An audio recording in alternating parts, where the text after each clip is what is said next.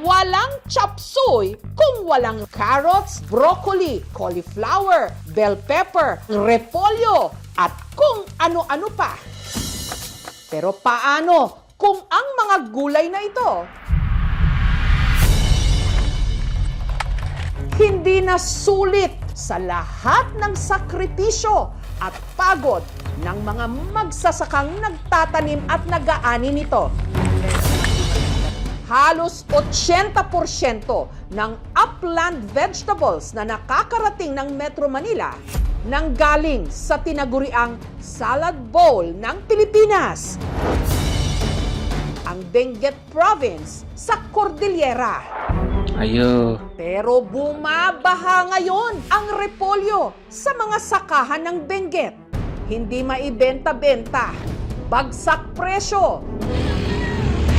Dahil din may oversupply at mahal ang gasolina. Gusto ko sanang bilhin nyo ito para may magamit ako sa pasukan ng mga anak ko. Yung cabbage nyo, 2 to 3 pesos to 5 pesos na lang pala. Lugi. Kasi ngayon nagsabay-sabay ang marami. Oversupply. Tapos hindi may biyahe dahil sa gas. Kung walang kukuha, Tapon na lang. Maging patawa ulit. Dagdag pa sa ikinasasama ng loob ng mga magsasaka ng Benguet ang balak ng gobyerno na umangkat o mag-import ng libo-libong toneladang carrots. Sa La Trinidad sa Benguet, kung saan naroon ang malaking bagsakan ng mga gulay, ang mga tindero't magsasaka nagsindi ng kandila. Hindi para magtipid, kundi para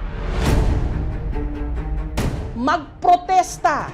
Call on the President, no to vegetable importation, no to smuggling. Ang ilang grupo ng mga magsasaka lumuwas pa Maynila para raw marinig ang kanilang mga hinaing sa Senado.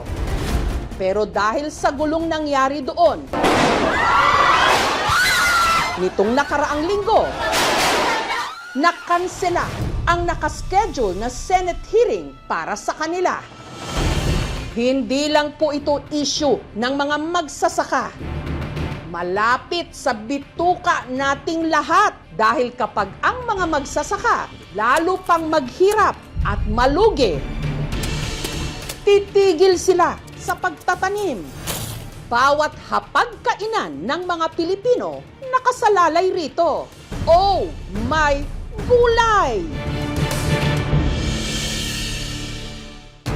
Hindi man natuloy ang Senate hearing tungkol sa isyong ito, dumiretso tayo sa Benguet kung saan mas malinaw na makikita ang kalagayan ng ating mga magsasaka.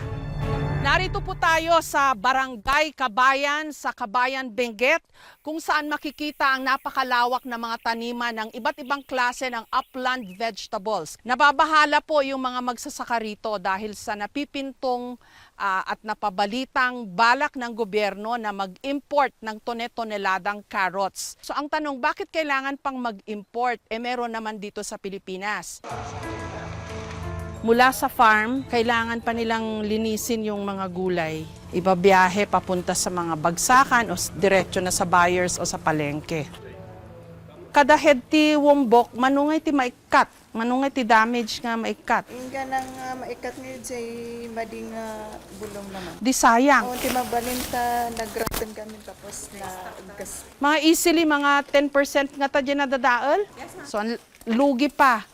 Lugi na nga yung farmer dahil bagsak presyo, may dagdag lugi pa siya kasi ang laki nung damage. Kasano nga iti panagbiag dito lugar yun, ti baryo yun, no? Kastoy nga lugi ti presyo ti nateng. Talagang kakaasi kami kastoy ti nangina ti mausar kat into no panagka-harvest awan presyo na iso nga grabe.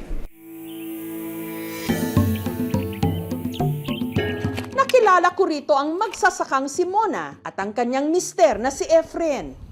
PWD ka kano, anya ti problema? Naalis yung ito, kaya straight. Naalis yung nikap niya? Oh. Straight siyang maglakad. Taong 2012, inoperahan ang tuhod ni Efren.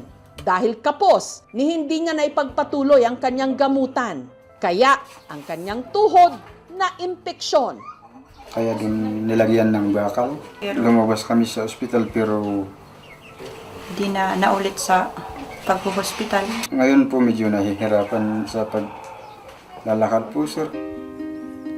Sa kabila nito, hindi siya tumigil sa pagtatanim kasama si Mona. Yung repolyo, 2 months bago po anihin. Yung carrots, 3 to 4. yung patatas, Parehas din. 3.5. naghahanda namin yung pambili ng gastusin ng mga bata sa Gagamitin sa... darating na pasukan.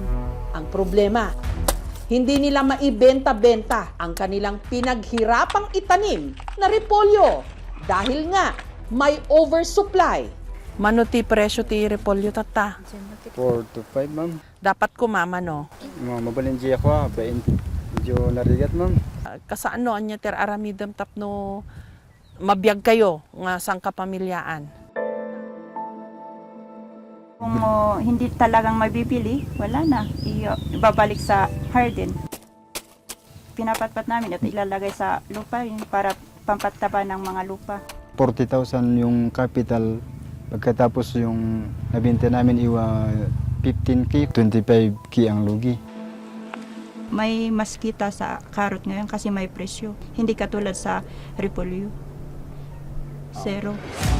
Yun nga lang, may balak ngayon ang Department of Agriculture na mag-import ng 6,000 metric tons ng carrots. Nakakadismayang balita para sa mga magsasakang katulad ni Lope. Pag mag-i-import sila, ang mangyari sa tanim ng local farmers ay babagsak, maging basura. Imbas na maging ginto, wala na, maging basura na, wala tapon, wala na ang pakikinabangan. 4 na dekada nang ito ang kanyang ikinabubuhay. Nung natapos ka ng high school, nung na nag-umpisa na mag full-time na magsaka ako. Kahit gustuhin ko man na umalis, wala namang choice kasi hindi ko naman tinapos ang pag-aaral ko. Ang pagtatanim sa bundok, ayon kay Lope, isang napakalaking sugal.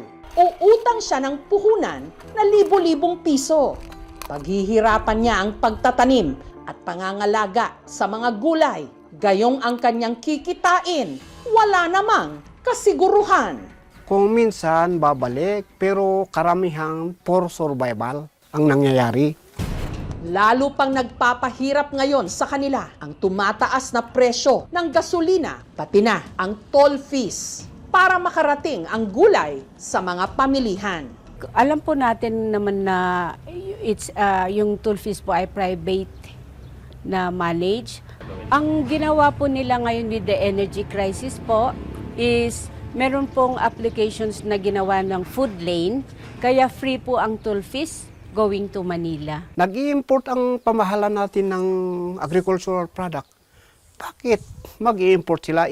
Marami naman dito sa atin. Ang nakikita kong dahilan dahil sa pira. Kurap ang mga opisyalis natin na nagtatrabaho sa mataas na posisyon. Yung kukomisyonin nila ang importante, hindi yung ikauunlad ng Pilipinas ang naiisip nila. While ang pananaw ng ibang magsasaka sa lugar nila, marami silang carrots, but in other parts of the country, even Southern Luzon, in Visayas, wala namang production. The national perspective is short tayo ng carrots for May, June, and July. Kailangan talaga magkaroon tayo ng pag-uusap at maayos na planting calendar. Huwag sabay-sabay magtanim, huwag sabay-sabay mag-harvest, number 1. Number 2, meron tayong mga cold storage na matatapos this year dyan sa mga areas na yan. Kakarampot na nga ang kita, problema pa ni Lope ngayon kung paano magkokolehyo ang kanyang panganay na anak. Walang pang tuition kasi itong pananam namin na tiyamba na sa repolyo na mababa. Pangarap niyang maging seaman dito sa Baguio, sa Trinidad, walang course na seaman. Kailangan na pupunta sa Dagupan. Kung hindi siya mag-aaral, baka ang aabutan niya pagsasaka rin. Hello, sir, ma'am. Itong pananim pong repolyo ay hindi mabili kasi ang mahal ng krudo pag itatravel mo sa palengke. Sobrang lugi kaya gusto ko sanang bilhin nyo ito para may magamit ako sa pasukan ng mga anak ko. Nire-rescue by ng Rural Rising Philippines ang mga ani ng mga magsasaka para maski papaano meron ang mga itong kikitain kesa iiwan na lang sa mga tabi ng kalsada. Kung ibabiyahe ang gulay sa mga pamilihan, lalo pang lalaki ang pagkalugi ng mga magsasaka. We buy the farmers at doble ng presyo ng farm gate, tapos dinadala namin sa Metro Manila para sa aming mga consumers, bibilin nila ng kalahati ng presyo sa mga groceries at supermarkets. May pangailangan naman ang merkado, pero hindi lang nakakarating. So, nagmumukha siyang overproduction. Magkano yung naibenta ng Rural Rising na tanim nyo? Nag-times 3 yung 5 pesos, di ba 5 pesos? So 15. Kung dito 5 pesos, may pantawid ng buhay Ang gastos ng mga bata sa eskwela. Makaka-enroll na yung mga anak nyo. pwede na. Isa pa sa mga tumutulong sa mga magsasaka ng Benguet, ang agricultural advocate at chef na si Waya Araos Wihangko. Taong 2023 nang itatag ni Chef Waya at ng farmer leader ng bayan ng Atok sa Benguet na si Shirley Biase ang Greens for Good. Ang ani ng mga magsasaka, idinidiretso nila sa mga institutional o malalaking buyer katulad ng mga hotel at restaurant. Tigilan na natin yung narrative na kawawa sila. Kasi pag tama yung environment, they can be creative, they can be capable, and they can actually manage their destiny. Ang goal nyo, yung inyong mga produkto, diretso sa malalaking buyer para mabawasan yung cost dahil natanggal din yung middleman, tama? Yes, ma'am. Nagbe-base talaga kami sa production cost plus labor cost ni farmer. So sa makatuwid po, yung presyo po namin ay presyong legal para sa farmer kung saan meron naman silang kita at meron din silang magiging ipon. We are against smuggling and at the same time, kahit yung legal importation. Kaso ngayon, mag-i-import daw ang gobyerno. Ayun na nga. Anong position nyo doon? One thing is clear, walang shortage ng carrots. Nagkaroon ng shortage sa Maynila ng carrots dahil sa distribution problems na hatid ng oil crisis. Kaya dumami kasi ayaw ibiyahe. State of emergency tayo ng oil crisis. Bakit hindi immobilize ang military para ibaba yung gulay? Umasa ang mga magsasaka na kung natuloy sana ang Senate hearing na nakaschedule noong May 12, maririnig ang kanilang tinig. Sinabi naman ni Sen Kiko na mag-meeting pa rin tayo para marinig ko pa rin kung ano yung mga concerns nyo. Pero sayang yung opportunity. Sayang kasi syempre, and there's a significant difference between a meeting and a Senate hearing, di ba? Pag Senate hearing yan, everything we say goes on public record, di ba? At mas mabilis aksyonan. Naiipit sila ng mga trader. Pupunta dito sa mga trader na kasabot ng ilang mga nasa gobyerno para maipasok yung imported sa murang halaga. Sa sagip-sakal law, pwedeng bumili ang gobyerno direkta sa ating farmers at fisher folk. Wala ng public bidding. Namimigay ang gulay sa mga marginal sector. Ngayon ang tanong, bakit yung ibang mga LGU kailangan pa ng public bidding? Hindi sinusunod itong batas. Ang kwento sa akin, kasi walang kickback pagka direkta kang bumili sa mga magsasaka. Marami sa atin hindi nare-realize na ganun ka far-reaching ang effect ng pag-aaway. Kung mag-away-away sila sa Senado, hindi naman sila lang yun, di ba? Ang epekto nun hanggang sa laylayan, hanggang sa magsasaka. May gusto ho ba kayong sabihin sa gobyerno? Iso nga ti, kaya't mi kumangay kat tumulong dangay nga agberok ti direct marketing. Kat di kumangay ti may isang makita ti gobyerno nga iya si dagdag kuma. Ti consumers dito yung market tapno maiwasan DJ middleman. Yung ayuda, iko-convert sana ng mga greenhouses para naman pagdating sa tag-ulan, at least may ma-harvest, maibenta yung mga farmers. Hindi lang mga politiko ang apektado sa gulo sa Senado. Nasagasaan pati ang interes at kabuhayan ng mga magsasaka, pati na ang pagkaing ihahain sa ating mga mesa at kumakalam na sikmura.